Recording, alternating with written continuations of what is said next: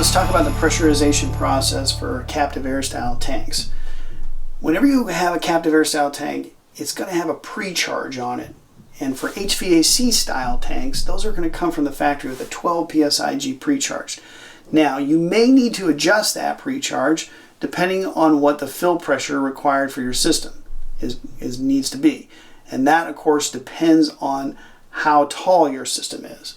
So the idea is with a captive air tank is we want to start that thing off with the system cold with no water accepted into it. So that means that pre-charge needs to be adjusted to match your fill pressure. All right, so that actually leads into a couple of advantages for bladder style tanks over plain steel tanks. Of course, when we have that pre-charge and we don't have any water accepted into that tank when we're starting off, that lets a bladder tank be a lot smaller than a compression style tank or a plain steel style tank. Typically at least half the size. All right, so a big advantage there. Bladder tanks have got a number of other advantages over plain steel style tanks. A couple of those would be that you have versatility in terms of where you're going to locate those tanks. They can go up in the boiler room, in a similar location up in the ceiling like a plain steel tank, but they can also be stuffed over in the corner.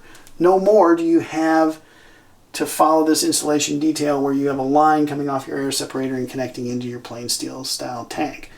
This goes away. We just put an air vent on top of the air separator, and now your bladder just connects in at the appropriate location.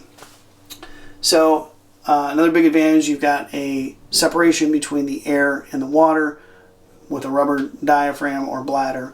And again, the idea of keeping that air out of that system is really important. And bladder style tanks or captive air style tanks do that better than compression tanks. So that gives you a big advantage over